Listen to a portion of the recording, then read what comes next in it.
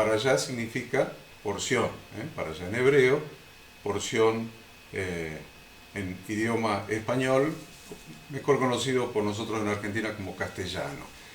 Así que bienvenidos todos a esta nueva porción, a esta nueva para allá del Pentateuco. Y nosotros aclaramos que el Pentateuco y no la Torá, porque hemos entendido que la Torá de Dios, Torá significa en hebreo instrucciones de Dios para que nuestra vida dé en el blanco. Entonces hemos entendido que la Torá de Dios empieza en el primer versículo de Génesis y termina en el último versículo de Apocalipsis. Son todas las instrucciones de Dios contenidas en su santa palabra. Así que eso para nosotros es Torá, son instrucciones de Dios. Así que la para allá es la porción del Pentateuco que estudiamos gracias a la tarea, a la labor de Ada, que prepara todo el estudio durante la semana, y nosotros con el Pastor Enzo le ayudamos metiendo la cuchara, diría el dicho popular, los días sábados por la mañana de 10 a 11:30. Así que bienvenidos todos, tome lápiz y papel. Bueno, eso se lo voy a dejar que lo diga el Pastor Enzo, que siempre insiste con el lápiz y el papel. A ver, Ada, salude. Muy buenos días a todos, buen día Pastor Enzo, buen día a ustedes que están del otro lado, que son el motivo y la razón por la que nosotros hacemos o nos juntamos sábado tras sábado a descubrir la gran riqueza, la sabiduría que esta instrucción de Dios contiene para nuestras vidas, y hoy con el desafío de un nuevo libro. Buenos días, Ada, buenos días, Horacio, buenos días a toda la gente linda que nos ve siempre. Hoy en un día muy especial porque comenzamos una nueva porción, pero también un nuevo libro, el libro de Éxodo. Así que, como siempre le decimos, estén muy atentos porque al ser un libro nuevo, vamos dándole forma al Pentateuco, como lo decía recién Horacio.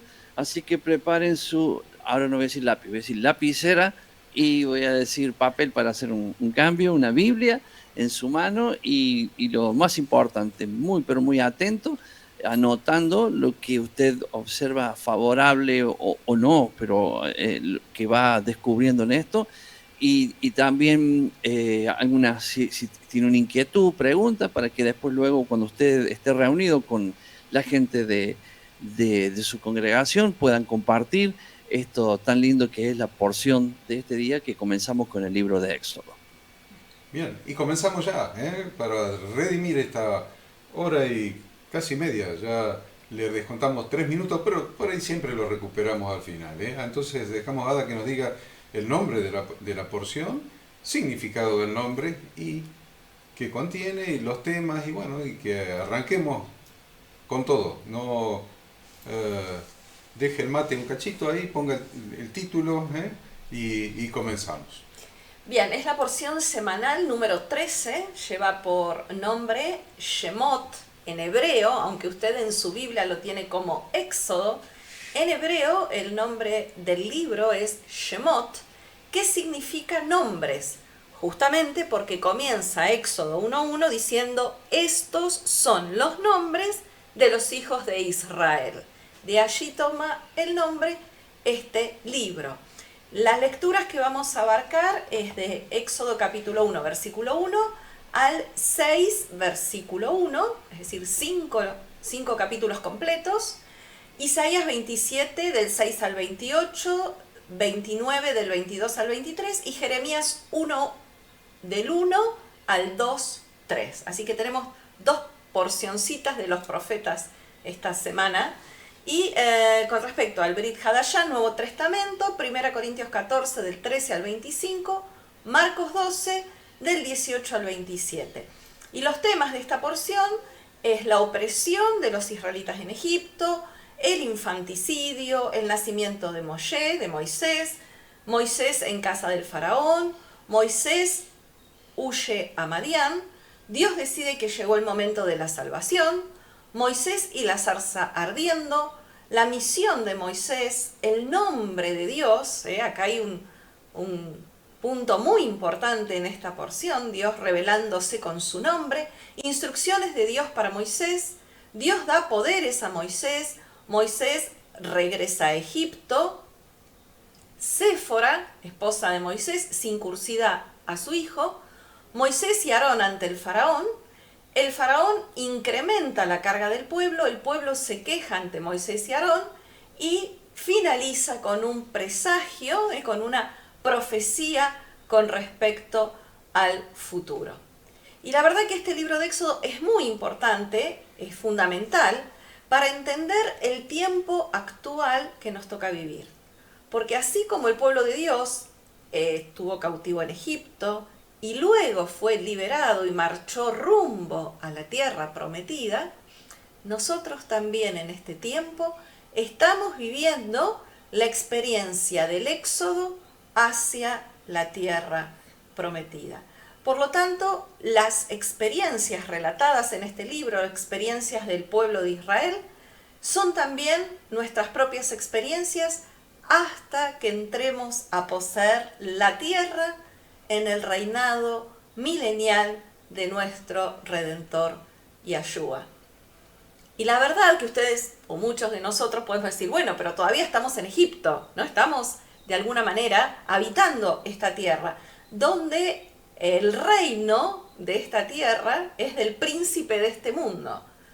Sin embargo, aún en Egipto, Dios está con nosotros. No temamos, porque Dios ha descendido con nosotros en la persona de Jesucristo, como dice Filipenses 2, del 5 al 8, donde nos dice que tiene que haber en nosotros ese sentir que hubo en Cristo, el cual siendo en forma de Dios no estimó ser igual a Dios como cosa que aferrarse, sino que se despojó a sí mismo, tomó forma de siervo, hecho semejante a los hombres, y estando en la condición de hombre se humilló a sí mismo haciéndose obediente hasta la muerte y muerte de cruz. Él nos hará salir y nos llevará a la tierra prometida. Y también Dios le prometió a Israel que descendería con él a Egipto y que lo haría volver. Ustedes recuerdan allí en Génesis 46, cuando Dios le habla a Jacob y le dice, salió Israel con todo lo que tenía, vino a Beersheba, ofreció sacrificios al Dios, y habló Dios a Israel, habló Dios a Jacob en visiones de noche y le dijo, Jacob, Jacob, y él respondió, heme aquí. Dios le dijo, yo soy Yahweh, el Dios de tu padre, no temas descender a Egipto, porque allí yo haré de ti una gran nación. Yo descenderé contigo a Egipto, y yo también te haré volver. Y la mano de José cerrará tus ojos. Así que aquí tenemos la promesa, ¿no? Así como Dios le prometió a Jacob descender con ellos a Egipto y pasar allí un tiempo especial, un tiempo primero de cierta bonanza, después un periodo de esclavitud, pero Dios prometió que así como había ido con ellos, así también los iba a sacar para regresarlos, para llevarlos a la tierra prometida. Es interesante la palabra que usa en Génesis. No temas de descender. Hay que subrayar la palabra descender. Descender a Egipto. Y Dios le dice, y descenderé contigo a Egipto. Y eso tiene que ver con el texto que leía Ada recién, de que Jesucristo, nuestro Redentor, no estimó su condición de divinidad siendo un ejad con el Padre, y se despojó de esa gloria y descendió. La palabra de descender a Egipto es fundamental. Descendió a este mundo, no tierra, porque la tierra siempre es de Dios, siempre es de Dios. No importa quién gobierne, nadie gobierna la tierra es de Dios. El gobierno es del mundo, el mundo referido al sistema del mundo, que está instalado en la tierra. ¿Por qué lo dejó instalar? Le cedió el gobierno a Adán a Satanás, a Hasatán, al enemigo, al adversario. Entonces, ¿qué hizo Jesucristo? Descendió a este mundo. Y acá la promesa de Dios a Moisés, a Jacob, que es la promesa de Dios a nosotros, no temas de estar en esta que que en este lugar, en este sistema gobernado por Satanás. Porque dice, yo descenderé contigo y estaré contigo. Esto nos asegura la presencia de Dios con nosotros. La presencia de Dios. Muchas veces usamos Efesios 4 y generalmente del 11 se empieza, porque ahí están los ministerios de Jesucristo distribuidos entre sus siervos. ¿Se acuerdan? Apóstoles, profetas, evangelistas, etcétera, pastores y maestros. Pero nos olvidamos del 10. El 10 nos marca una relación íntima con esto. El versículo 10 de Efesios 4:10 dice, el que descendió es el mismo que también subió por encima de todos los cielos para llenarlo todo. Se está refiriendo a Jesucristo, el que descendió.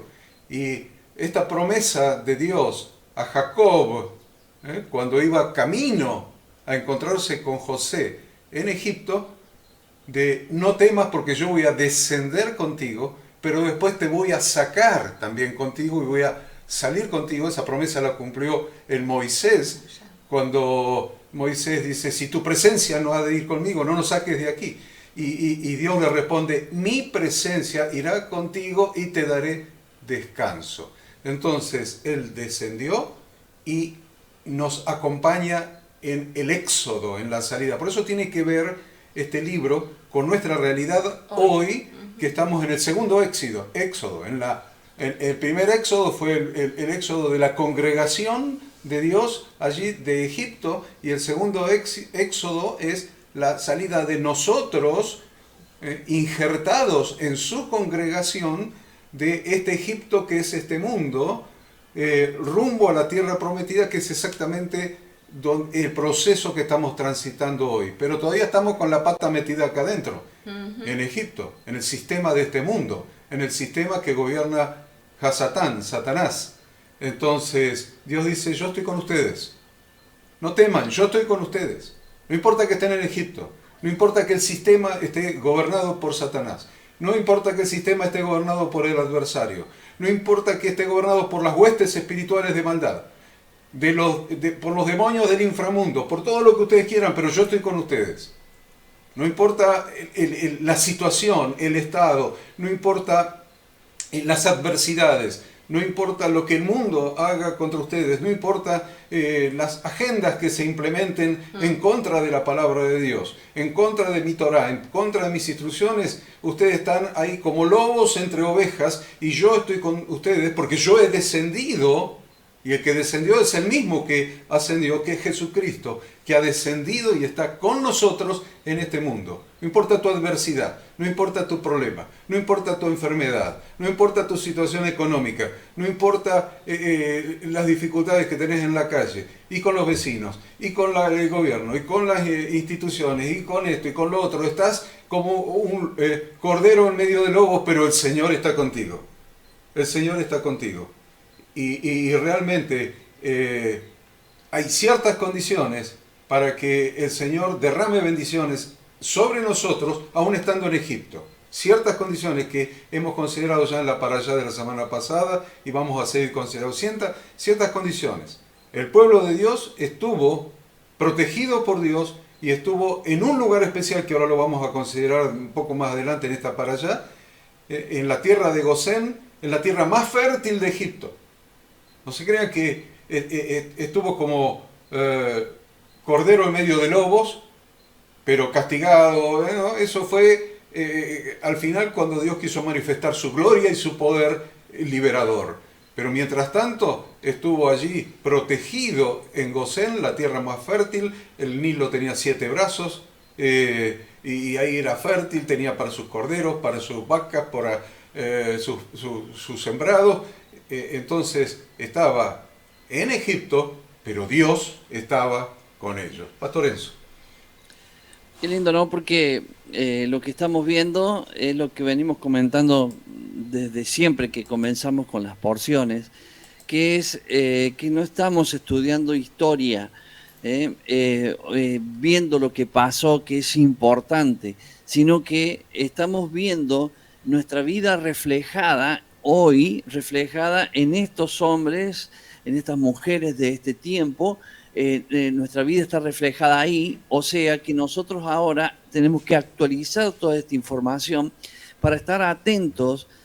Obviamente que las condiciones serán diferentes, pero es lo mismo que sucedió allí en Egipto, en esta salida, es lo mismo que va a suceder en este tiempo.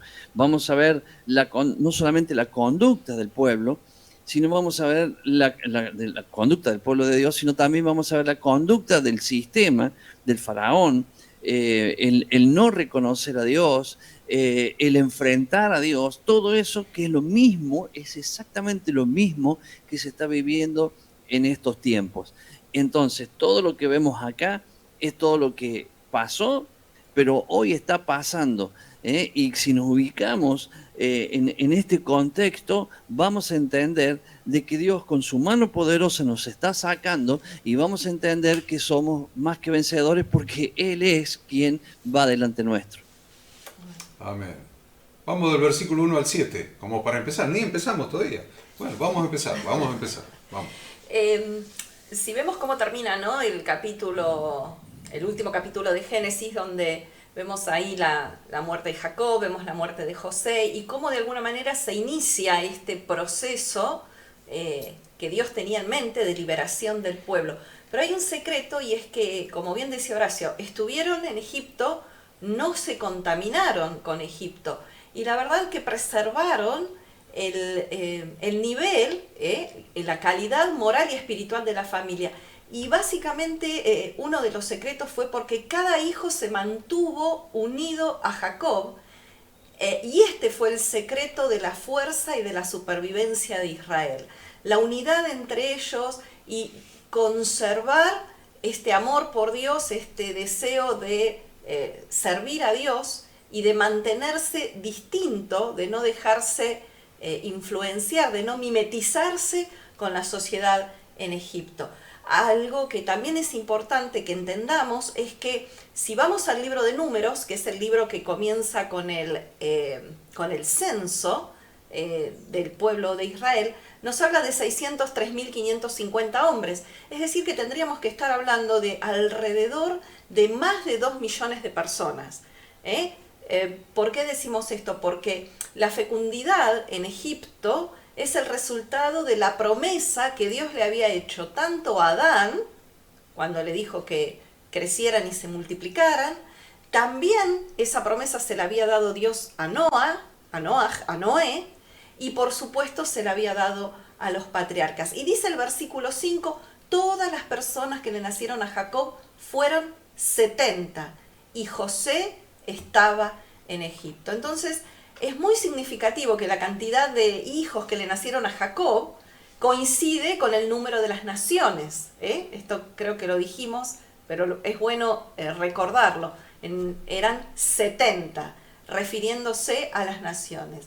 Y también el cumplimiento, como dijimos, de las promesas dadas a Abraham, a Isaac, a Jacob, que va a terminar de cumplirse en el reinado milenial de Yahshua, acerca de que en su descendencia serían benditas todas las naciones de la tierra. Y el versículo 7 nos dice, los hijos de Israel fructificaron y se multiplicaron, y fueron aumentados y fortalecidos en extremo, y se llenó de ellos la tierra. De 70 dice Ada, a más de 2 millones de personas. De 70 que entraron a más de 2 millones de personas. Y vemos en este versículo que los hijos de Israel eran perfectamente identificables. Es decir, no se habían mezclado ni asimilado a la nación pagana de Egipto. Estaban, como decíamos, en la región de Gosén, en un lugar específico, y había posibilidad claramente de identificarlos. Y a pesar de que fructificaron y se multiplicaron, no perdieron la identidad que tenía su origen en el pacto de Yahweh con Abraham, dado allí en Génesis 15, cuando le dijo Dios a Abraham, ten por ciento que tu descendencia morará en tierra ajena. Le había profetizado que iban a estar en otra tierra, la tierra fue Egipto, será esclava allí y serán oprimidos 400 años, mas también a la nación a la cual servirán juzgaré yo, después de esto saldrán con gran riqueza.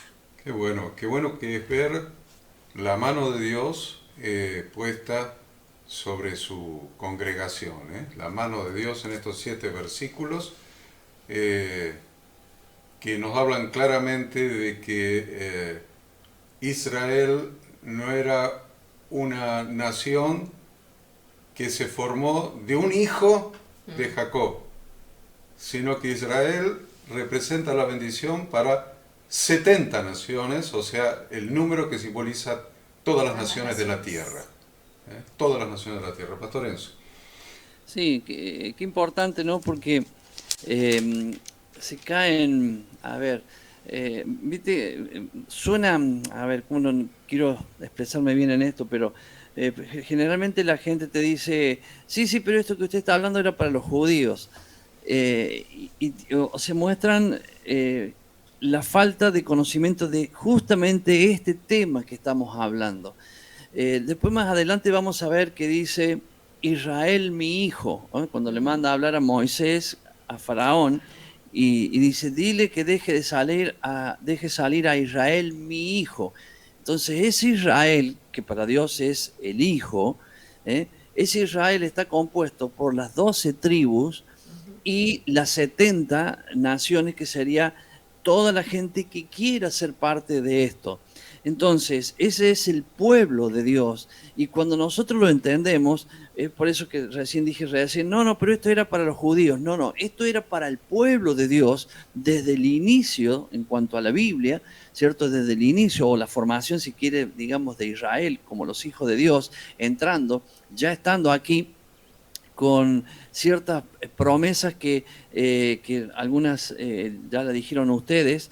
Primero, que Dios le dijo a Abraham que iban a ser, que el mismo pueblo, que esa descendencia que le iba a dar, iban a ser esclavos en Egipto.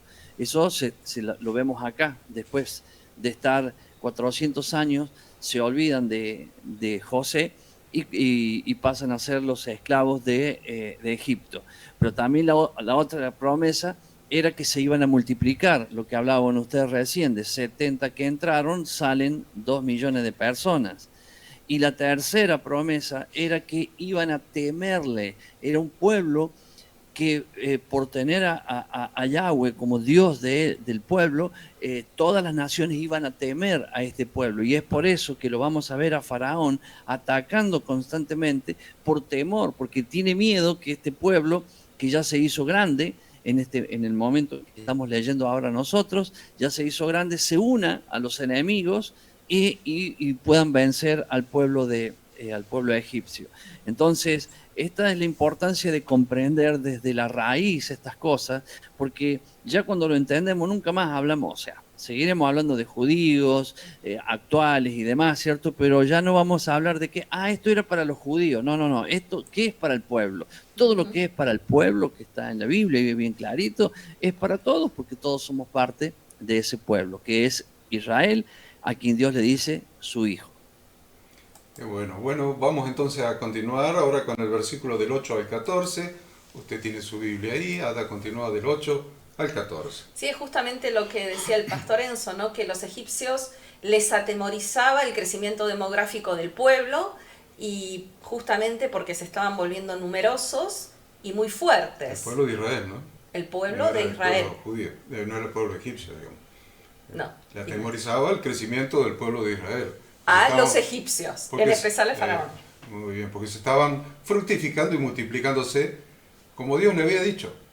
Fructificaron y se multiplicaron. Entonces, el faraón dice, bueno, como todo gobernante, cuando se multiplica la oposición, se estaba multiplicando la oposición. Ese era el problema. Sí, y la verdad que por otro lado, el faraón decía, pero por otro lado eran demasiado útiles para el país, ¿no? En ese momento ya estaban esclavizados, entonces no le convenía perder semejante cantidad de mano de obra. Entonces, ¿qué idea se le ocurre al faraón? Se le propuso o se le ocurre explotar a los israelitas esclavizándolos para que el Estado se beneficie de su talento sin temor a que abandonaran el país. Y decía recién el pastor Enzo, el otro temor era que fueran, al crecer, tan poderosos que se pudieran unir a un invasor y de esa manera expulsar a los egipcios de su propia tierra. Este era el gran temor que ellos tenían. Pero la verdad es que Dios frustró los planes de este faraón, porque cuanto más los atormentaban, más crecían en población y más se enfurecían los egipcios. Y algo interesante es que entre el versículo 8 y 14 vemos que el faraón los llama el pueblo de los hijos de Israel. Y 2 veces más los llama de esta manera. Los hijos, el pueblo de los hijos de Israel. Qué importante, ¿no? 3 veces está siendo llamados de esta manera. Ya no lo llama la familia de Jacob, no lo llama la familia de José, lo llama el pueblo. Se habían transformado en un pueblo. Es interesante eso porque muchas veces como iglesia, como congregación de Dios, queremos ser el linaje escogido, la nación santa, sin saber lo que quiere decir, ¿no? Solamente porque está lindo la frase y suena lindo a los oídos, entonces está lindo inclusive para escribir canciones, por eso hay canciones que hablan de que somos nación santa, sin saber ni siquiera de qué se trata. Y acá podemos entender de qué se trata. Se trata de que una familia que funciona bien como familia, cuando viene la multiplicación que Dios produce, cuando empiezan a dar frutos, fructificad y multiplicados, dar fruto y multiplicarse, se puede convertir en una nación. Pero nunca la congregación de Dios se va a convertir en una nación si no aprende a funcionar como familia. Por eso nosotros insistimos tanto en la cena familiar del viernes a la noche, en que la reunión de los miembros de las congregaciones funcione como una familia alrededor de una mesa, porque nunca, jamás, como iglesia, se va a llegar a ser una nación hasta que no se comience a funcionar como una verdadera familia, y es lo que sucedió. Es lo que sucedió aquí en Egipto. Había un miembro de la familia que había sido vendido a Egipto. Otro miembro de la familia, que era justamente Judá, se había ido de casa. Se fue de la casa. Después de la venta de José, se fue de la casa. Se fue a Canaán. Se casó con una cananea. Tuvo 3 hijos con una cananea. 2 murieron, Er y Onán. Tuvo un hijo con Tamar, su nuera. Un desparramo. Eso no es una familia. Eso es un lío bárbaro. Entonces, Dios dijo, ustedes van a ser una nación, pero les falta aprender algo. Les falta aprender a funcionar como familia. Entonces, lo primero que les enseñó es a reconciliar. Y es lo que hizo José, reconciliar, perdonar. Entonces, lo primero que les enseñó fue a reconciliar, a perdonar. Y lo segundo que les enseñó fue a tener identidad. Y yo creo que esta para allá es la para allá de la identidad. Ya empezó el faraón diciendo, el pueblo, identidad. Esta es la para allá de la identidad. Lo primero fue reconciliar la familia, lo segundo es establecer una identidad y no perder la identidad y no mezclarse con el mundo, con Egipto. Y también esta identidad se las da el haber continuado en la Torá de Dios, que los mantenía dentro del pacto con los patriarcas. Y también lo podemos ver porque ellos mantuvieron la señal del pacto que Dios le había dado a Abraham, es decir, la circuncisión. Sabemos que esa era la señal del pacto. Y esta es la forma en que las doncellas que acompañaban a las hijas del faraón reconocieron que Moisés era un hebreo, tal como lo expresa la criada en Génesis 2:6. Dice, cuando abrió la cesta vio al niño y aquí el niño lloraba, y teniendo compasión de él dijo, de los niños de los hebreos es este. ¿Cómo lo pudo reconocer a Moisés? ¿Cómo pudo reconocer que Moisés era uno de los hebreos, porque claramente Moisés tenía la señal del pacto. ¿Cómo nos van a conocer a nosotros en este tiempo que vamos rumbo a Egipto? Si tenemos la señal del pacto. Y no estoy hablando de la circuncisión física, estoy hablando de la circuncisión del corazón, lo cual significa mantenerse dentro del pacto. Mantenerse dentro del pacto. Así reconoció, estaban las doncellas alegremente caminando por la orilla del río Nilo, mientras que la hija del faraón se bañaba. Y una de ellas, una criada, una sirvienta de la hija del faraón, lo vio y abrió la canastilla, lo que hoy llamamos el Moisés para nuestros bebés. Moisés. La abrió y encontró un niño circuncidado. Y dijo, este tiene la señal del pacto de los hebreos. Es hebreo, no hay duda. Este es hebreo. Si tiene la señal del pacto de los hebreos, ¿qué es? Como dijo un político argentino, si ladra y mueve la cola es perro. Entonces, este es hebreo. Ahora, noten que en la misma para allá van a encontrar que el ángel de Dios pelea contra Moisés, digamos, lo quiere liquidar. ¿Por qué? Porque lo que a él lo salvó, él no lo hizo con el hijo, con Gersón. A él lo salvó la señal del pacto. Y él no puso la señal del pacto en su hijo, Gersón, y el ángel se le apareció y lo quiso matar. Hasta que Séfora, su esposa, se dio cuenta, se avivó, diríamos acá en Argentina, se avivó, se dio cuenta y ella circuncidó. Y circuncidó al hijo, le puso la señal del pacto y entonces pudieron continuar. Miren lo importante que es que seamos identificables, que seamos reconocibles, que guardemos la señal del pacto. ¿Saben? Bueno, podemos hablar mucho de eso, pero no quiero distraer a la hada con esto. Otro elemento que nos muestra su ajustarse a la Torá y a las instrucciones de Dios, hacerse identificables, es que continuaban temiendo a Dios. Y esto se ve claramente en la actitud de las parteras, quienes desobedecieron la orden que les había dado el faraón y obedecieron a Dios. Y esto lo vemos ahí en Éxodo 1:17. Dice, las parteras temieron a Dios y no hicieron como les mandó el rey de Egipto, sino que preservaron la vida a los niños. Porque ¿cómo quiso el faraón impedir que siguieran multiplicándose, que siguieran creciendo como pueblo y como nación? Dijo, bueno, a todos los niños varones que nazcan hay que matarlos. O sea, les dio las instrucciones a las parteras para que mataran a los niños. Y fíjense que nos dice Hebreos, es necesario obedecer a Dios antes que a los hombres. Esto fue exactamente lo que las parteras hicieron. Por otro lado, otro rasgo de su identidad es que ellos conservaron los registros de las genealogías, sabiendo a qué tribu de los hijos de Israel pertenecía cada uno de ellos. ¿Por qué podemos decir esto? Lo vemos claramente en la identidad de Amram y Jocabed, que fueron los padres de Moisés.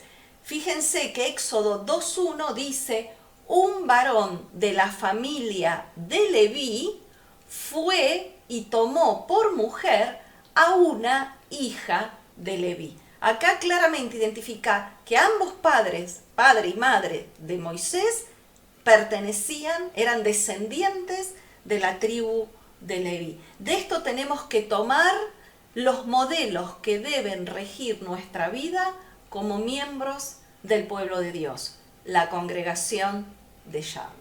Muy bien, entonces, resumiendo esto, a ver, para nosotros hoy, esta para allá con el pastor Enzo, tenemos claro que tiene que establecer instrucción de Dios para nuestra vida hoy. Porque el pastor Enzo les insiste, esto no es historia, esto no fue la instrucción de Dios para aquellos hebreos que habitaban en Egipto. Esta instrucción de Dios son para nosotros hoy. Debemos mantener nuestra identidad. ¿Cómo mantenemos nuestra identidad? Apartados del mundo, apartados del sistema del mundo, viviendo en Gosén, pero que viviendo en comunidad. Ellos vivían en comunidad en Gosén, no vivían cada uno encerrado en su propia casa. diciendo yo oro y leo la Biblia y no voy a congregarme. No me congrego porque no necesito. Yo soy cristiano, oro y leo la Biblia en mi casa y no necesito ir a la congregación. Y encima tengo al rabino YouTube. Es un gran problema ese rabino. Lo tengo el rabino, prendo la televisión y elijo el rabino que más me gusta. Y si este dice algo que no me gusta, me voy al otro. Total, hay tantos. Entonces, y oro y leo la Biblia en mi casa. Eso no existe en el modelo de Dios para su congregación. Ellos subsistieron como pueblo, se convirtieron en un pueblo, de una familia a un pueblo, porque vivieron apartados y en comunidad en Gosén. Primera cosa para nosotros hoy. Segundo es mantener el pacto con Dios. Las señales del pacto. A ver, cuando a vos te mira el vecino, ¿qué señal del pacto que tenés con Dios ve en vos? ¿Qué ve? No, a ver, no. Podemos hacer lo que queremos. Podemos pecar porque después la gracia sobreabunda, o sea que con a lo mejor, Lara me decía el otro día de que muchos creyentes somos peores que los del mundo. Porque ve el vecino de enfrente, mira qué ejemplo que es su hogar, su familia, sus principios, qué bueno que es. Y el vecino de enfrente no es creyente, por ahora. Y estoy hablando físicamente en serio, por ahora porque lo va a hacer. Pero, ¿cuál es la señal? ¿A vos qué te identifica? ¿Qué tenés de diferente? ¿Cuál es la señal del pacto que has hecho con Dios? El pacto que hiciste en Jesucristo. Porque un día te arrodillaste o pasaste al frente o lo que sea y dijiste, Señor Jesús, te abro mi corazón, entra en mi corazón y enséñame a vivir esta nueva vida, que quiero ahora vivir la vida que tú enseñaste y una vida contigo en mi vida, en mi corazón y quiero obedecer tu palabra, y al otro día no obedeciste más la palabra y a lo mejor ni en ese día a la noche ya la dejaste de desobedecer. ¿Cuál es la señal del pacto? ¿Qué señal del pacto tiene el vecino, el de la otra cuadra, el profesor de la escuela, el patrón, el jefe de tu trabajo? ¿Qué señal del pacto ve en vos? Cuando ni siquiera le querés dedicar un día a Dios. No, porque no le dedico. ¿Y saben cuántos creyentes yo he escuchado decir, no le dedico el séptimo día a Dios como manda su palabra, porque eso es ley? Y la ley está abolida, Jesucristo la crucificó, qué sé yo, todas las tonterías. Y yo no quiero entrar en eso ahora, pero sí quiero decirles, ni siquiera un día para Dios. Ni siquiera un día. ¿Cuál es la señal que tenés del pacto? Porque a los hebreos se los reconocía porque guardaban el día de reposo. Se los reconocía por dos cosas, por dos señales del pacto.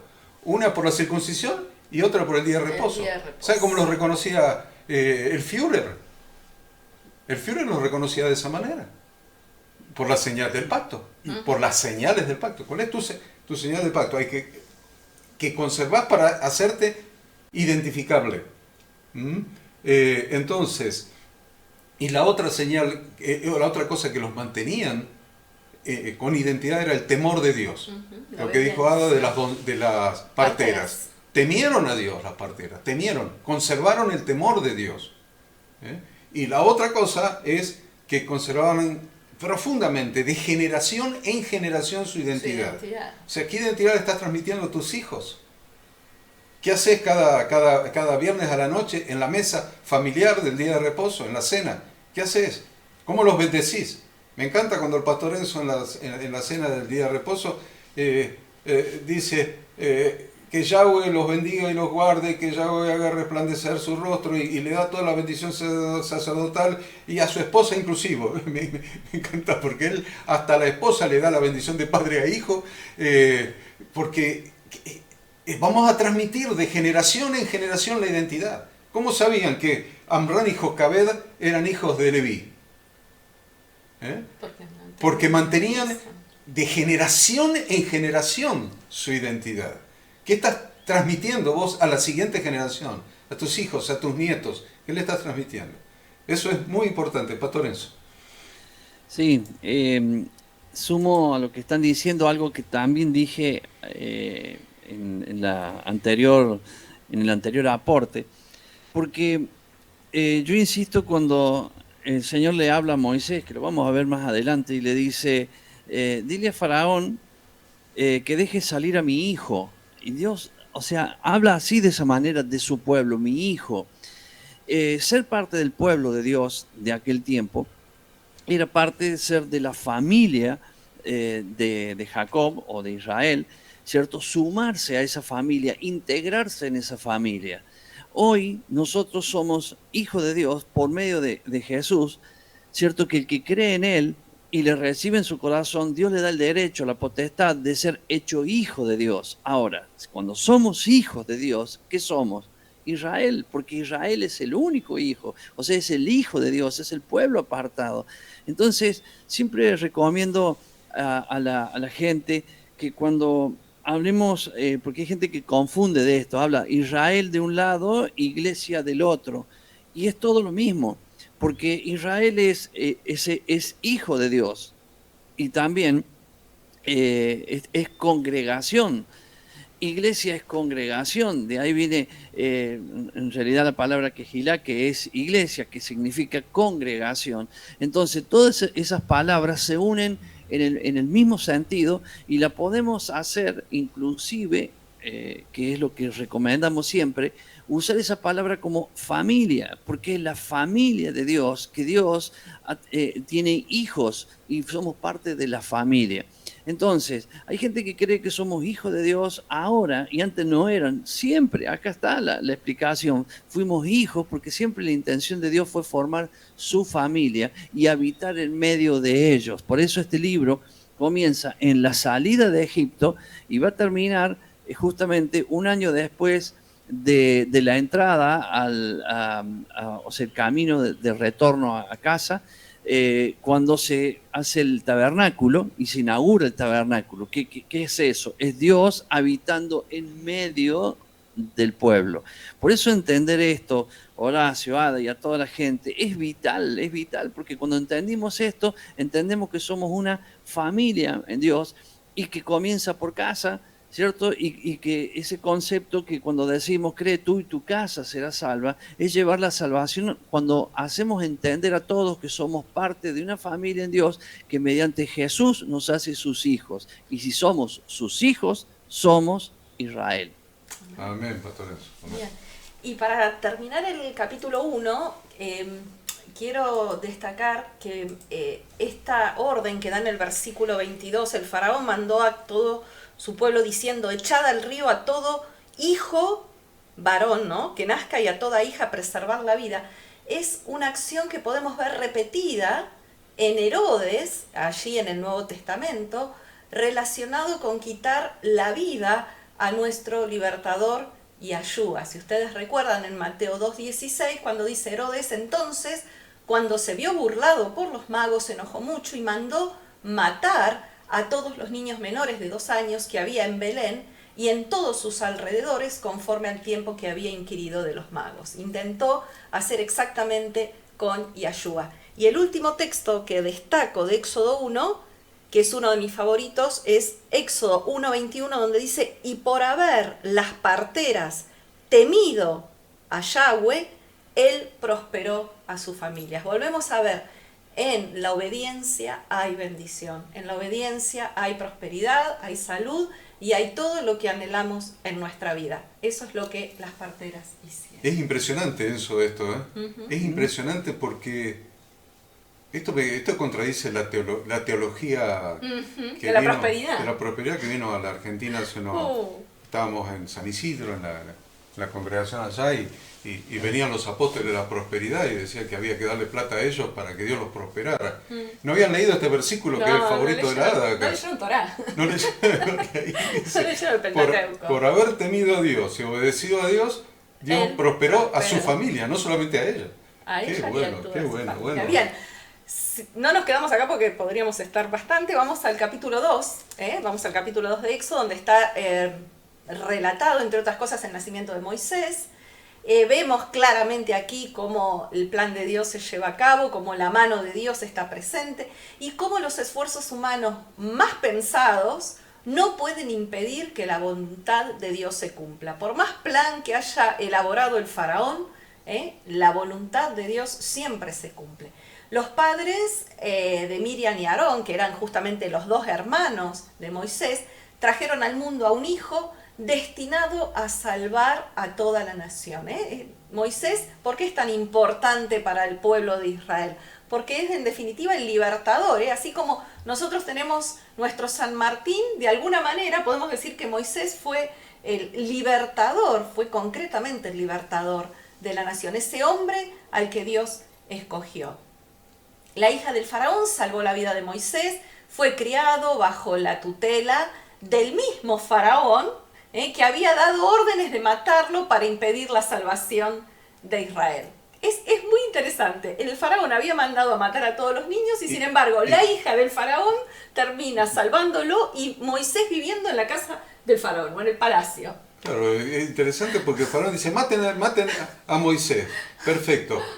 Terminó pagándole la educación. La educación, le dio de comer. Y todo, bueno. Por eso Proverbios 19:21 también es un texto muy tremendo porque dice, Proverbios 19:21, muchos pensamientos hay en el corazón del hombre, mas el consejo de Jehová permanecerá. Nada ni nadie va a poder frustrar los planes de Dios. Bueno, sabemos que la hija del faraón rescató este canastito, esta cesta, del agua del río Nilo. Y acá es la palabra que se usa, la palabra hebrea, que se usa para cestilla o canastita, es la misma palabra usada para el arca de Noé. Y fíjense que también algo similar es que la brea es la misma sustancia, porque dice que esta canastita estaba calafateada con brea, es la misma sustancia que se usó para calafatear el arca de Noé. Así que ahí tenemos otro dato histórico interesante. Por otro lado, Jocabed, la madre de Moisés, fue quien lo amamantó y le inculcó los valores israelitas durante la eterna edad del niño. Los padres trataron de mantener oculto a Moisés, pero finalmente tuvo que ser revelado. Eso lo dice Hebreos 11:23. Nos dice, por la fe Moisés cuando nació fue escondido por sus padres por 3 meses, porque le vieron niño hermoso y no temieron el decreto del rey. Y vemos vez tras vez a Yahshua, que decía que él no quería que revelaran su identidad, pero finalmente tuvo que ser revelado como el rey de Israel. Eso lo encontramos en Mateo 17:9, cuando dice, cuando descendieron del monte, Jesús les mandó diciendo, no digáis a nadie la visión hasta que el Hijo del Hombre resucite de los muertos. Eso es en la transfiguración. En la transfiguración. Y en Mateo 27:11 dice, Jesús pues estaba en pie delante del gobernador, le preguntó diciendo, ¿eres tú el rey de los judíos? Y Yahshua le dijo, tú lo dices. Así que también Yahshua hubo que esperar el tiempo indicado por Dios para que él fuera revelado. La verdad que desconocemos cuál era el nombre hebreo de Moisés, porque la Biblia solamente lo menciona como el niño, del modo que el nombre que conocemos es un nombre egipcio, puesto por la hija del faraón, que significa engendrado por las aguas. Es así que esta figura de hijo de las aguas, es decir, engendrado por la palabra de Dios, es usada en el Nuevo Testamento. Hay otra similitud entre Moisés y Yahshua. Jesús dijo, de cierto les digo que el que no naciere de agua y del Espíritu no puede entrar en el reino de Dios. Que quede claro entonces, Pastor Enzo, que el agua, engendrado por las aguas, hijo del agua, es la palabra, es la Torá. Engendrado por la Torá, hijo de la Torá. Y el que no naciere de la Torá, no puede entrar en el reino de Dios, por si quieren la cita, Juan 3:5. Juan 3:5. El que no naciere de la Torá, el que no naciere de la palabra de Dios, por eso Jesucristo es la Torá de Dios hecha carne, es el verbo hecho carne, es el logos hecho carne, es la Torá hecha carne. El que no naciere de Jesucristo, el que no naciere de la palabra de Dios, no puede entrar en el reino de Dios. En esta casi primera hora que llevamos de programa, no es por lo que se ha adelantado mucho o poco en cuanto a los capítulos, sino en cada detalle que inclusive ni siquiera nombramos todos, porque, Ujú. a ver, acá estamos viendo algo que quiero traer a la actualidad. O sea, lo vemos repetidamente, la matanza de los niños, Ujú. el intento, pero no intento, sino la matanza de los niños, porque murieron niños Y- tanto acá como en el tiempo de Jesús, y lo mismo que vemos hoy. O sea, hoy vemos el sistema que está todo funcionando igual, no quiere la reproducción del hombre, o sea, algo que Dios lo demanda desde el inicio, y con abortos, con distintos planes que la sociedad va mostrando, que vemos que ya ni siquiera quieren que el hombre exista como hombre, sino simplemente en un género totalmente diferente. Y esto que lo vemos acá, lo estamos viendo hoy de otra manera, porque obviamente que las cosas van cambiando, pero es lo mismo que va sucediendo. Entonces nosotros cuando estamos viendo esta, esto que está en Éxodo, tenemos que entender, como decía Horacio recién, el agua es viva. Esto que estamos viendo en aquel tiempo es lo mismo de hoy, está sucediendo ahí al lado de nuestros ojos y nos da a nosotros la fuerza de saber dónde en Dios tenemos que estar parados, porque si observamos esto y lo traemos a nuestros días, entendemos que Dios nos está protegiendo. Así como Moisés, que estaba en un arca, pequeña, de la que nosotros diríamos un canastillo o un Moisés, que le había puesto brea, calafateando, está cubriendo, así Dios nos está cubriendo en este tiempo y a nuestra familia, siempre y cuando nosotros, y escuche esto, siempre y cuando nosotros estemos en la voluntad de Dios, haciendo las cosas como Él manda. Porque esto no es porque Dios es bueno, nos guarda. Dios nos guarda porque nosotros estamos en su plan. Y en su plan es porque estamos en su pacto. Su pacto es guardar los mandamientos. Entonces, entendiendo esto, entendemos que a nuestro alrededor están pasando cosas terriblemente malas, pero nosotros estamos con brea, estamos calafateados por Dios, estamos guardados de Dios, estamos protegidos por Dios, simplemente porque Él nos ama y porque nosotros estamos haciendo su voluntad, intentando y aprendiendo. Viendo esto, aprendemos y eso nos ubica en el lugar de la familia de Dios y la familia de Dios está guardada. Amén, amén. Ahora, Vemos del versículo, seguimos en el capítulo 2, del 11 al 15, vemos a un Moisés identificándose con el pueblo. Y si bien su madre lo había tenido junto a ella su primera infancia, porque recuerden que hasta eso, ¿no? Logró que su propia madre lo criara, esta mujer, una mujer temerosa de Dios, logró infundirle amor y lealtad al pueblo de forma tal que Moisés no se transformó en un príncipe egipcio, sino que él siguió siendo israelita. Moisés creció en edad y en preeminencia, pero también maduró en sensibilidad frente a la opresión que padecían y se identificaba como uno más del pueblo de Dios. Bueno, Hebreos relata ahí que por la fe Moisés, hecho ya grande, rehusó llamarse hijo de la hija de Faraón, escogiendo antes ser maltratado con el pueblo de Dios que gozar de los deleites temporales del pecado. Entonces vemos a un Moisés con identidad de pueblo de Dios. Obviamente, Moisés está relatado allí que mató al agresor egipcio, que estaba maltratando, que estaba sojuzgando a un hermano de él, a otro israelita, y obviamente esto fue descubierto. Entonces Moisés tuvo que abandonar Egipto y no regresó hasta que había cumplido 80 años.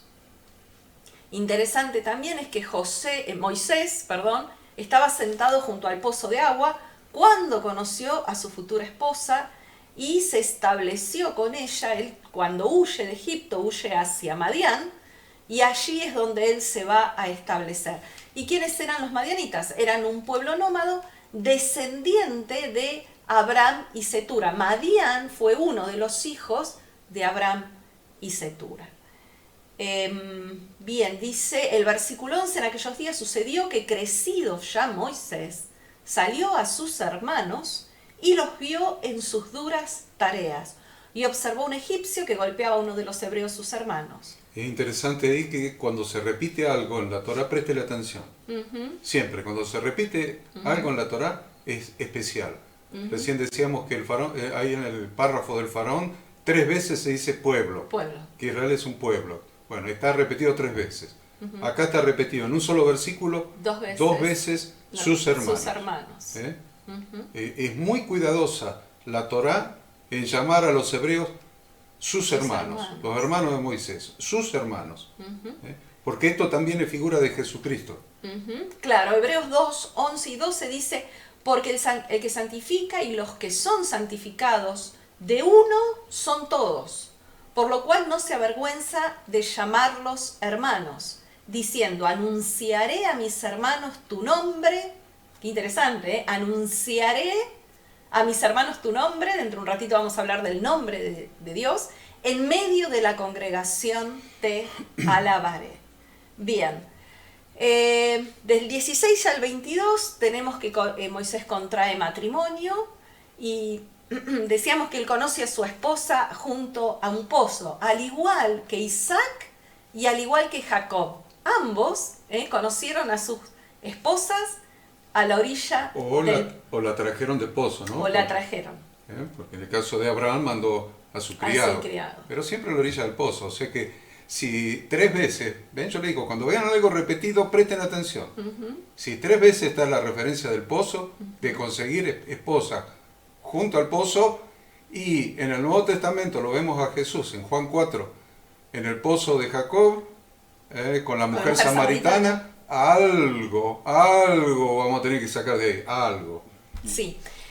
Y otra cualidad que podemos encontrar en Moisés es que ahí en el episodio junto al pozo, él salió en defensa de las hijas de Jetro, que habían ido a llevar a tomar agua a los animales, lo que nos muestra claramente la disposición de Moisés para luchar en defensa de quienes son victimizados por un poder superior.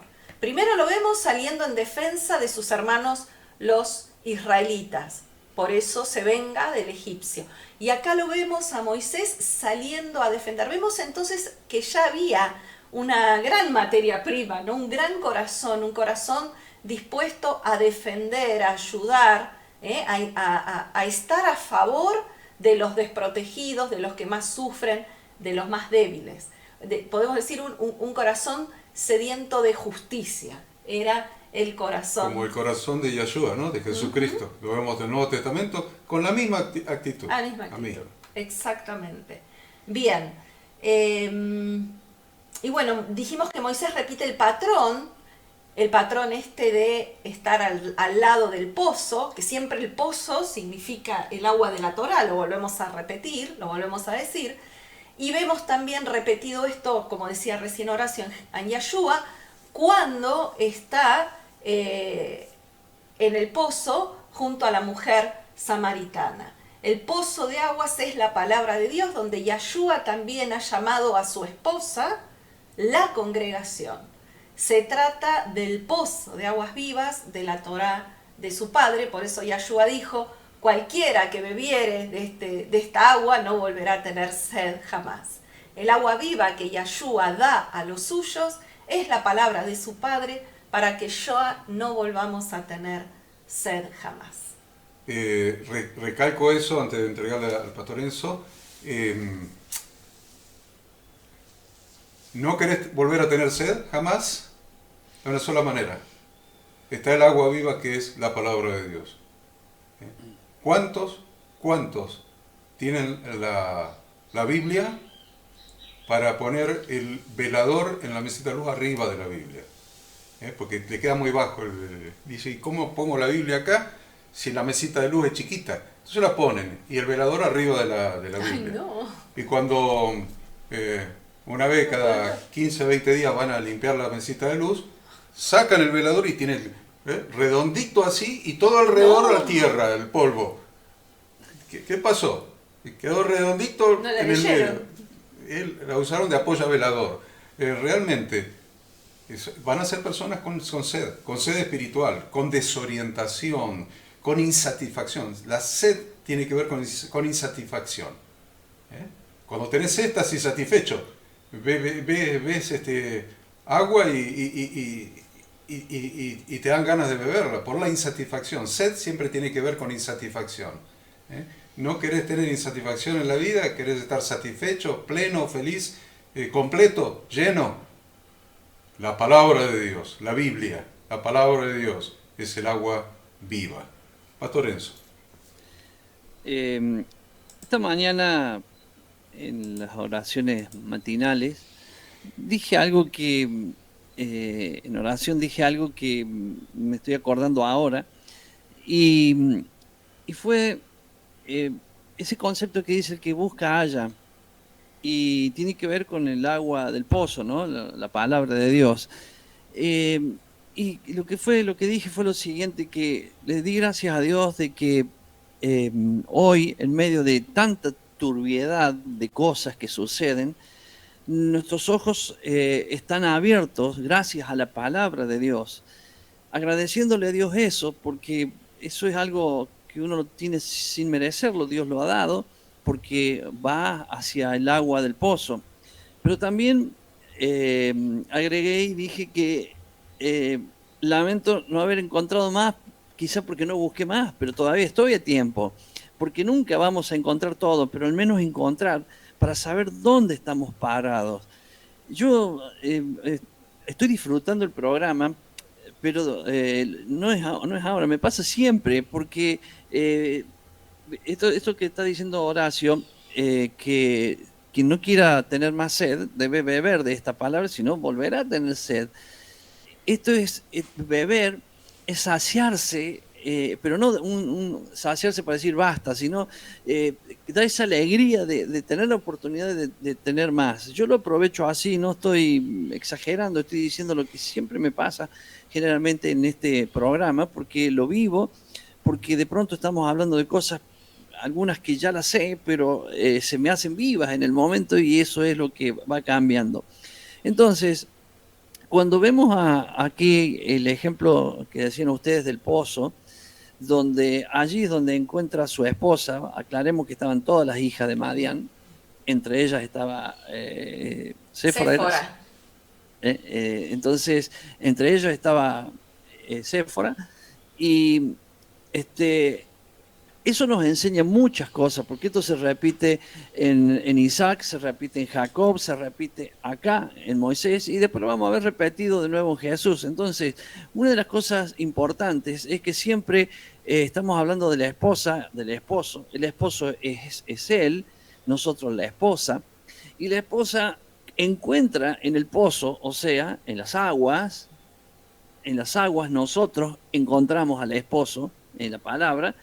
Y cuando lo encontramos, tenemos que estar dispuestos a lo que todas estas mujeres en la historia representan a la iglesia, inclusive la mujer samaritana, en reconocer que Él es el Mesías e ir atrás de Él. Y Él nos lleva hacia la tierra prometida. Entonces, acá lo vamos a ver porque el capítulo solo nos va a llevar a eso, ¿cierto? Encuentra a su esposa, pero ¿dónde termina Séfora? Siguiéndolo a Moisés, yendo hacia Egipto para salvar, o sea, liberar al pueblo y llevarlo a la tierra prometida. O sea, siempre. Entonces nosotros, en este caso de esposa, vamos a ir a la palabra en búsqueda del Mesías. El Mesías va a abrir nuestros ojos para que estemos dispuestos a dejarlo todo, porque Séfora dejó la casa, si hablamos de Rebeca dejó la casa, si hablamos de Raquel y Lea dejaron su casa, ¿para qué? Para seguir al Mesías y dejar sus casas, sus cosas, porque no es la casa que uno vive, sino es todo para ir camino a donde Dios nos quiere llevar, es sacarnos todo lo que está encima nuestro, como lo veíamos cuando, no, lo vamos a ver después, cuando Moisés se encuentra con la zarza, le dice, quítate el calzado de tus pies, ¿no? O sea, sacarnos hasta ese polvo viejo, estas cosas viejas que están en nosotros para seguirlo a Él como Él quiere que le sigamos. Es interesante ver en el capítulo 3 el tema del calzado en los pies, ¿no? Ahí creo que está. Entonces, en Éxodo 3, del 1 al 10, aparece Moisés como pastor, como emancipador del pueblo, pero también para traerlo a hoy, vamos a hablar de cuál fue el proceso. Porque dice, a ver, yo me convertí, pasé al frente, hice una oración, o la hice desde mi banco, donde sea, y recibí al Señor, ya está. No, no está, no está. Jesús es la puerta, Jesús es la puerta, pero después también es el camino. Primero la puerta, entonces pasaste por la puerta y ¿qué te encontrás ahora delante tuyo, del lado de adentro? Te encontrás con un camino, y ese camino, siempre camino es figura de proceso. El camino es figura de proceso. Entonces entraste por la puerta a un camino, y Moisés tuvo que transitar ese camino. Entonces, vamos a ver un cachito de eso, porque Moisés se encontraba en el territorio que se llama Horeb. Horeb, ahí lo dice clarito. Pero Horeb es el monte Sinaí. Por eso dice, la tierra en la que está es tierra santa. Y él dice, no, ve, un cachito de tierra que estaba donde alguien había plantado una zarza ahí, eso era tierra santa. No, no, era el monte de Dios. ¿Por qué era santo? Porque allí es donde Dios iba a hacer su pacto de bodas con su congregación. Dios iba a hacer su pacto de bodas, iba a desposar con Israel. Y tanto dicen, no, pero ahora la iglesia es la esposa. No, no, no, Dios no se divorcia. Dios no se divorcia de su congregación, a la que tuvo tantos años, 40 años enseñándole a no ser infiel y no irse detrás de los ídolos, y se va a casar con una prostituta pagana, lo que sería la iglesia gentil, o lo que podríamos llamar la iglesia gentil. No, no, hay una sola esposa que tiene Dios, y se hizo el pacto de bodas 400 años después, en ese lugar que Dios llamó, esta es tierra santa, santa. Y el ángel de Dios, dice, se le apareció el ángel de Yahweh. En la zarza. En la zarza. El ángel es una cristofanía. ¿Apareció Jesucristo? Yahshua. Es Yahshua. No dice, se le apareció, no sé, el ángel Gabriel, como se dice en algunos lados, o Miguel, que tiene lucha, o qué sé yo. No, no, se le apareció el ángel de Dios. Entonces, Dios descendió a la montaña para comenzar el proceso de redención, y después de esa redención, tener, de esa liberación, hacer un pacto de bodas. Acuérdense que entre el pacto de bodas y la consumación de las bodas, habría entre 1 y 2 años en la boda hebrea, en la boda israelita. Entonces, ahí es donde Dios hace el pacto de bodas con la congregación. Y ese pacto de bodas se consuma, como enseña el pastor Enzo, en las bodas del Cordero cuando Él regrese. Ahí está ese periodo en que, por ejemplo, José, el marido de María, Miriam, la madre de nuestro Redentor, estaba desposado con María, estaban desposados, pero él había ido a preparar morada para ella, para retornar a buscarla. En ese proceso estamos nosotros ahora. Entonces Moisés estaba apacetando la oveja de Jetro. Entonces, ¿cuál fue su proceso? Un proceso que duró 40 años. Un proceso que le duró de los 40 años hasta los 80. Moisés comenzó, miren este proceso. Yo quiero que lo noten para que vean qué proceso tenemos que pasar nosotros. El pastor Enzo, la Ada, yo, usted, la persona que tiene al lado, las congregaciones. Hay congregaciones que miran todas juntas esta enseñanza. Por ejemplo, como dicen los cholulos, saludamos a la congregación de Santa Cruz y a las otras que están mirando todos juntos en la congregación está para allá. Hay un proceso que vamos a tener que pasar todos nosotros. Miren cómo empezó Moisés. Empezó agrediendo a un egipcio y matándolo. Así empezó, agrediendo a un egipcio y matándolo. Dice, ¿qué empezó? Empezó su ministerio, miren, empezó su ministerio agrediendo a un egipcio y matándolo. Hasta que llegó a aprender la tarea de apacentar, llevar paz, apacentar las ovejas que no eran propias. Ahí se había confundido, él pensó que las ovejas eran de él. Entonces por eso hizo justicia por mano propia, hasta que aprendió a apacentar las ovejas que no eran propias, y esa fue la manera en que estuvo preparado para llegar hasta Horeb, porque llegó hasta Horeb apacentando las ovejas de su suegro. Aprendió en ese proceso a apacentar las ovejas que son de otro señor, que en nuestro caso como pastores. Apacentamos las ovejas que no son propias, son de nuestro Señor, pero apacentémosla. Entonces, el pastor Adrián nos ha hecho un aporte muy importante cuando Dios le dice, no te acerques, quita el calzado de tus pies. Entonces, nos habla de esto que acabo de decir, de el proceso de quitar el calzado, que lo que decía el pastor Enzo recién, lo profundiza el pastor Adrián en un pequeño estudio que me pasa, donde no solamente incluye la mugre que se le pega en el camino a los pies, sino todo el resto de la mugre, los deseos corporales, los deseos materiales, el enojo, el enfado, la cólera, la furia, que lo hizo frágil. Porque mató al egipcio, pero después le tuvo miedo al faraón y salió corriendo. Tuvo que irse. Y estuvo 40 días escondido, 40 años escondido.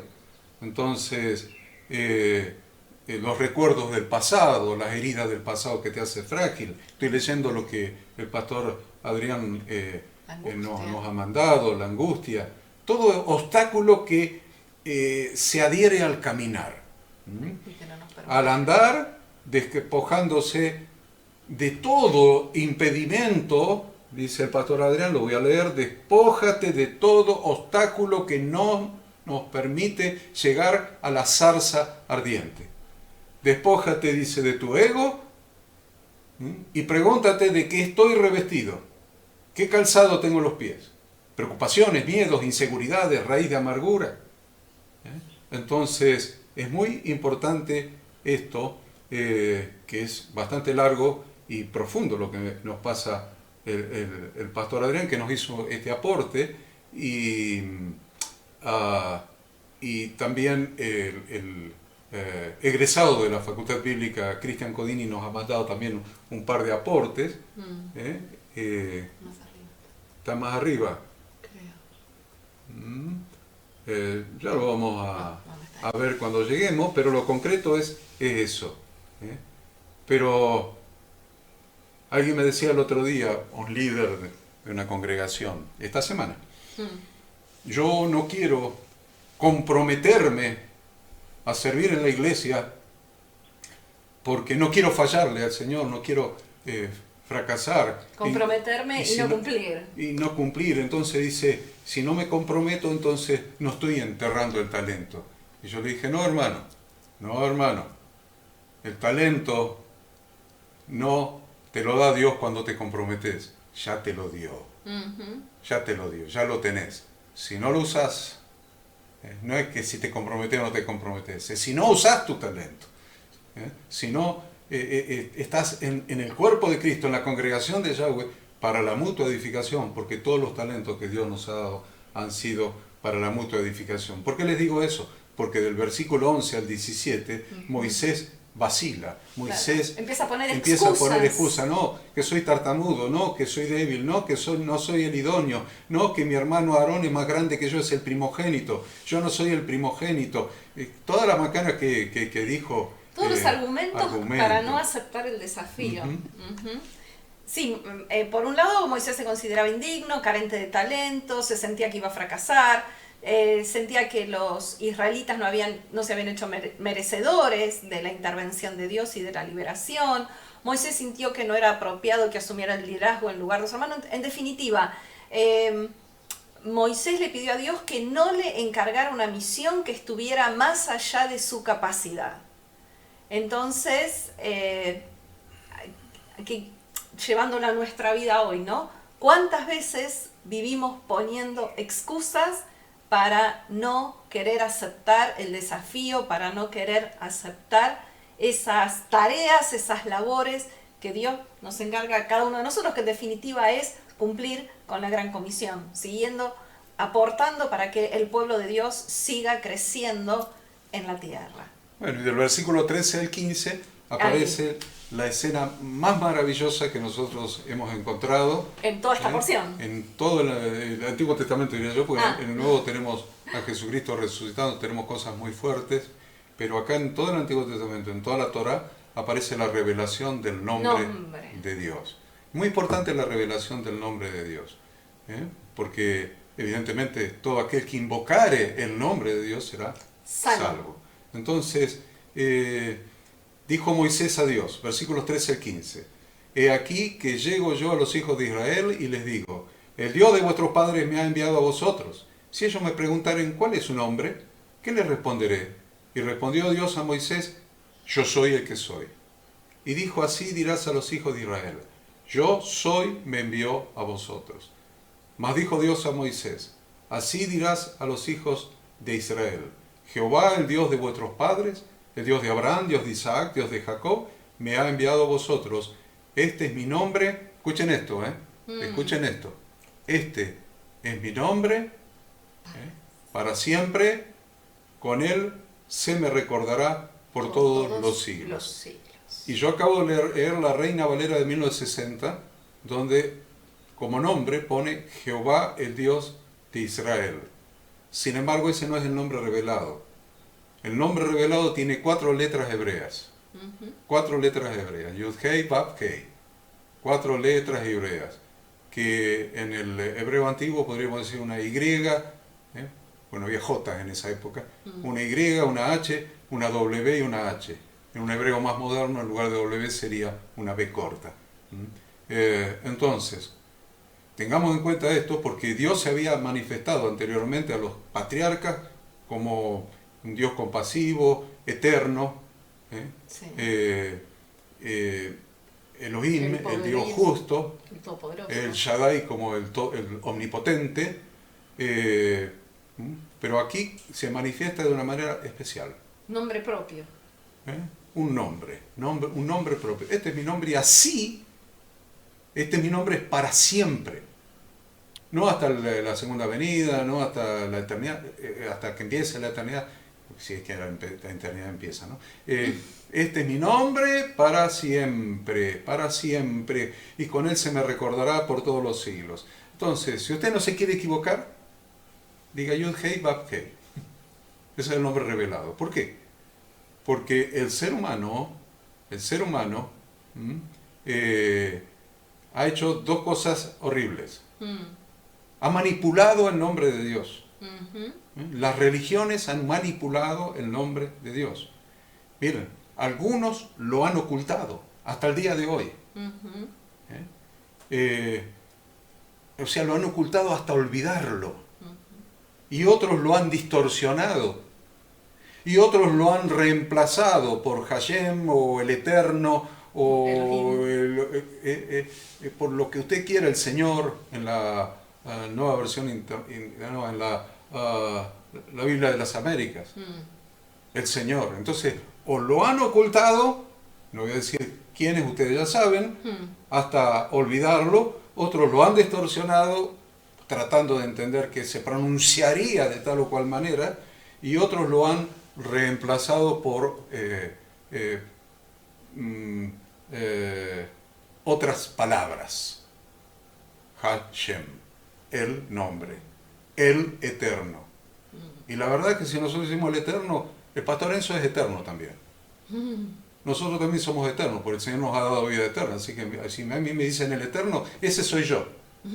Porque dice la Biblia que Dios ha puesto eternidad en el corazón del hombre. Dios tiene un nombre. Dios tiene un nombre, irreemplazable. Y este es el nombre por el que van a recordar y por el que me van a llamar. Yud-Hei, Vav-Hei. Hoy día, el 80% de los teólogos y estudiosos creen que la pronunciación sería Yahweh, Otros, inclusive en Israel, dicen que es Yahvé porque le ponen la B corta en lugar de la W. Otros dicen Jehová, el otro Jehová, y así están peleándose. El nombre revelado, acuérdense, es Yud Hei Vav Hei. Las 4 letras en hebreo, y ahí está encerrado el significado, y ahí está el significado, encerrado el Ejad, la unidad de Dios, y ahí está la expresión de Jesucristo en el nombre. No voy a decir más nada de esto porque el que mejor desarrolla y explica estos temas es Pastor Enzo. No, ya dijeron todo. Lo importante en esto a todos es que entendamos que a Dios hay que llamarlo por su nombre. Cuando nosotros hacemos la oración sacerdotal, justamente depende de esto, porque Él dice, pondrán mi nombre sobre los hijos de Israel. Entonces nosotros tenemos que pronunciar su nombre. Yo entiendo que, como decía recién Horacio, hay gente que dice de una manera, dice de otra, pasa lo mismo conmigo. Generalmente yo uso la palabra Yahweh cuando quiero manifestar ese nombre, pero para no errar siempre sabemos que es Yod Het Bat Hei. Inclusive Yod Het Bat Hei lo pronunciamos, si lo escuchan 10 personas, las 10 lo pronuncian hasta diferente, porque hay quienes dicen Yud, y bueno, o sea, estamos siempre en un juego de interpretar esas palabras que obviamente no estamos, y nadie está capacitado para decirlo desde una simple lectura como el versículo que acabamos de leer, porque ni los más eruditos de los que saben hebreo, usted escuche los que más saben y uno lo dice de una manera y otro lo dice de la otra, o sea que por eso tantas veces lo vamos a ver a Jesús, dice, Padre, les he revelado tu nombre, o sea, Jesús les reveló el nombre a los discípulos y desde hace 2000 años hasta ahora se volvió a perder. Entonces, son cosas que nos quedan para el milenio, donde Jesús nos va a volver a revelar el nombre del Padre, y ahí sí lo pronunciaremos bien. El tema es que tenemos que saber cuáles no son, ¿cierto? ¿Por qué? Porque cuando dice pondrán mi nombre, por ejemplo, cuando decimos Dios te bendiga, o sea, estamos hablando de la oración íntima en la familia, ¿cierto? Decirle a los hijos, Dios te bendiga y te guarde. No, Dios no es el nombre de Dios. El Eterno te bendiga y te guarde. Hashem te bendiga y te guarde. No, o sea, ya sabemos que no, tenemos que usar el nombre apropiado que es revelado aquí en la palabra, aunque no tengamos la correcta pronunciación. Eso es indispensable. ¿Por qué? Porque en casa yo no le puedo decir a mi familia cuando yo estoy en esa oración que Dios los bendiga y los guarde. Lo puedo hacer acá en el programa, en algo general. Generalmente lo uso para cuando estoy con gente que no tiene un conocimiento de la palabra. Le digo Dios te bendiga, el Señor te bendiga, pero tenemos que saber que hay un nombre que está escrito acá, ¿cierto? Al menos esas 4 letras que nosotros tenemos que pronunciarlas, que deben salir de nuestra boca, porque en ese nombre hay salvación. Entonces, cuando expresamos, recuerden esto, no estoy diciendo cómo es la correcta pronunciación, primero porque no la sé, y los que dicen que la saben, no la saben tampoco. O sea, algunos le estará pegando justamente en la verdadera pronunciación, pero no podemos identificar cuál es, porque de hecho ya lo intentamos, hemos ido al que más sabe, a los otros que más sabe, al otro que más sabe y al otro que más sabe, como tantos maestros, como sabe decir Horacio, al rabino de YouTube, y no hay manera, no hay forma. Entonces necesitamos que ese nombre, para la correcta pronunciación, salga de la boca de él, y él es quien nos tiene que revelar. Pero al menos saber esto, estas 4 letras que tienen muchísimo, pero muchísimo significado, que tienen muchísima información, porque decir Yod Het Bat Hei, para mí, acá siempre yo lo nombro a esto, que Moisés estaba frente a la zarza, él escucha este nombre, él escucha estas 4 letras y si las cuatro palabras que salen de este tetragramatón, que es las 4 letras, y está diciendo de alguna manera, el que está enfrente, que es el ángel de Dios, le está diciendo que cada letra tiene, tiene un significado, y le está diciendo, he aquí mi mano, he aquí mi clavo. Claro que lo estoy resumiendo muchísimo, ¿no? Porque cada una de las letras tiene un significado, y he aquí en mi mano, he aquí mi clavo. Moisés, ¿qué podía identificar de eso si él toma el texto de estas palabras? Nada en ese momento, pero hoy nosotros podemos saber que el que le habló Moisés le está diciendo, en su mismo nombre, le está diciendo, he aquí mi mano, he aquí mi clavo. Entonces nosotros sabemos que estamos hablando del Mesías que estaba enfrente de Moisés. Pero no solamente eso, hay muchas más cosas para ver en esto. Ese nombre está inscripto en nuestro ADN, ese mismo, bueno, se extiende muchísimo, pero al menos, como lo dijo Horacio, que rescato este versículo que debe estar marcado en nuestra Biblia, porque este es el nombre que debemos pronunciar. Aunque le erremos en la pronunciación, pero intentar hacerlo, ese Yod, Het, Vai, Hei, o lo más importante, como Jesús dijo, yo soy, el yo soy que esté en nosotros. Amén, amén. Y el pastor Enzo ha sido misericordioso con el tiempo, porque si no podría hablar del nombre en Yahshua. El nombre de Yahweh o de Yud-Hei Vav-Hei en Yahshua. Así que, pero vamos al 18 al 22 como para ir completando. Del 18 al 22 el alumno egresado de la Facultad Bíblica, Cristian Codini, le llamó la atención el versículo 18, y a mí también me llamó la atención, a mí me llamó la atención también, así que coincidimos, por eso lo agrego aquí. El versículo 18 dice, y oirán tu voz, Dios le está diciendo a Moisés, y oirán tu voz, e irás tú y los ancianos de Israel al rey de Egipto. A mí lo que me llamó la atención, e irás tú y los ancianos de Israel al rey de Egipto, y le diréis, Yahweh, el Dios de los hebreos, nos ha encontrado, por tanto nosotros iremos ahora camino de 3 días por el desierto para que ofrezcamos sacrificios a Yahweh nuestro Dios. Probablemente se esté refiriendo a la fiesta de Pentecostés, pero vamos a dejarlo ahí, no vamos a analizar la fiesta, pero si no, irás tú y los ancianos de Israel. Porque el gran problema que ha tenido la iglesia desde el primer siglo de la era común hasta ahora, o no desde el primer siglo, vamos a decir desde el siglo IV de la era común hasta ahora, desde la conversión de Constantino, desde la incorporación de los templos paganos a la fe que había adoptado, cristiana que había adoptado el Imperio Romano, es el pastorado individual. Es el gran problema. Cada persona que ha recibido un sentimiento en su corazón de servir a Dios como pastor, que se llama llamado, no hay duda, un llamado de Dios, se ha considerado un líder único, un Moisés, el líder único. Y realmente vemos durante toda la Torá o todo el Pentateuco a Moisés no siendo un líder único, desde el comienzo. No, Señor, manda otro. Entonces Dios le pone a Aarón al lado, que no era tartamudo, y era el primogénito, pero para que sea su profeta. Y Miriam también cumplió un papel, pero acá está agregando más gente.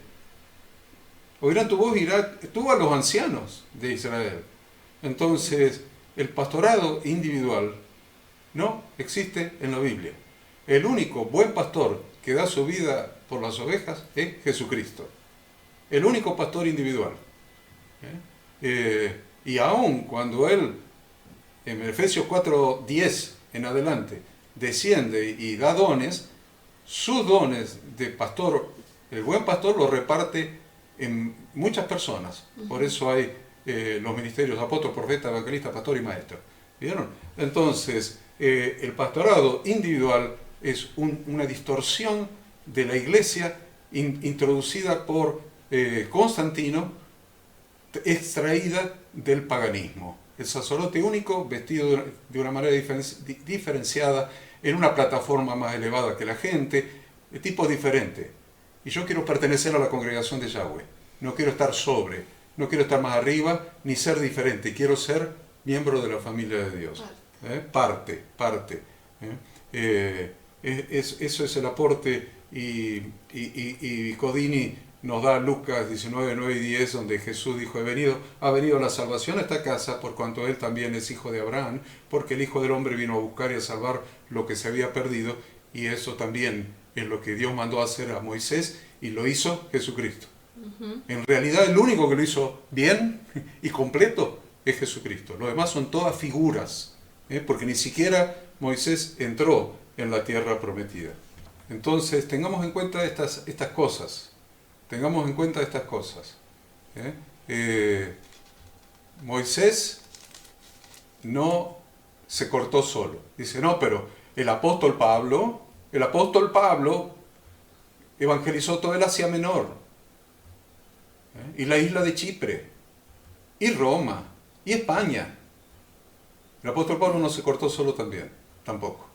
El apóstol Pablo era uno de los maestros que había en la iglesia allí en Antioquía de Siria. Era uno de los maestros, de los muchos. Y el Espíritu Santo, estando ayunando, le dijo, apartadme a Pablo y a Bernabé. ¿Y saben qué hacía el apóstol Pablo? Cada vez que volvía de su viaje exitoso de apóstol, volvía a Antioquía a rendir cuentas.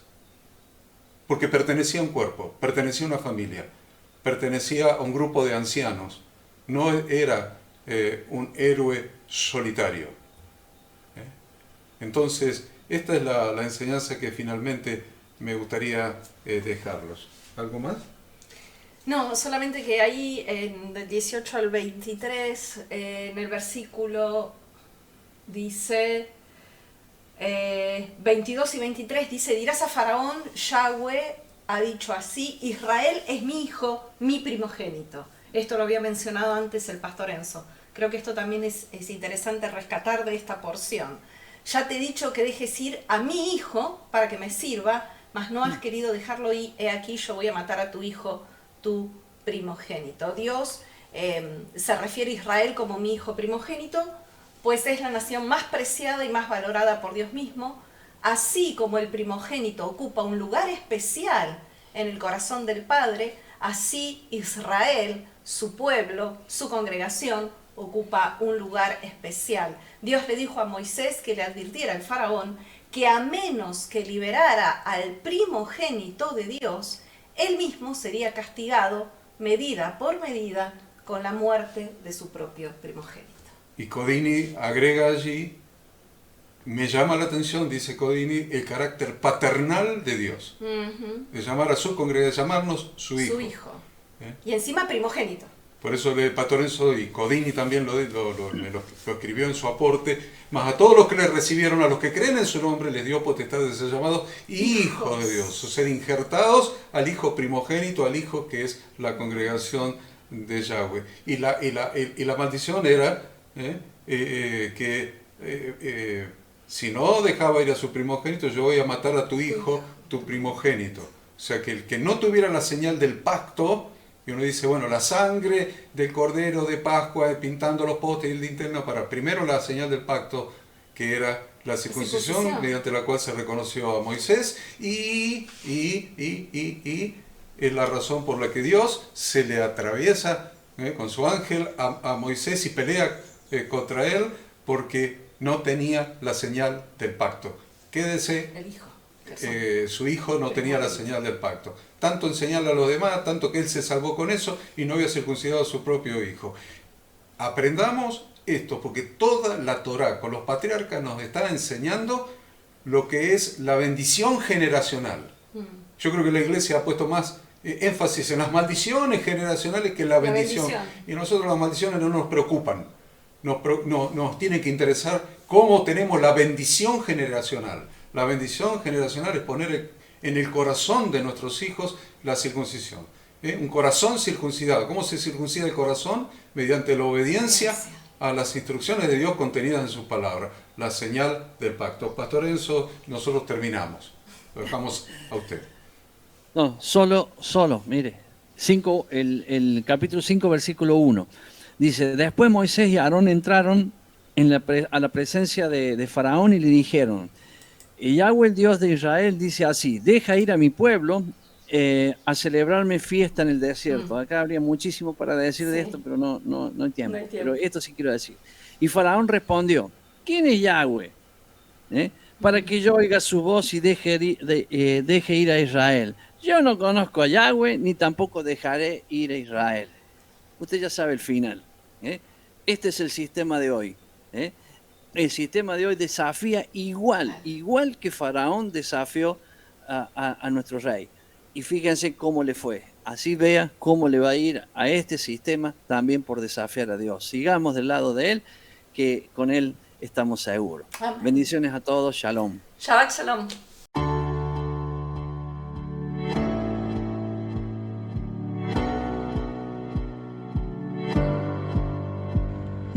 Queremos que tú también conozcas esta herramienta que durante los últimos 18 años ha sido útil para las iglesias de todo el mundo de habla hispana, capacitando cientos de siervos de Dios.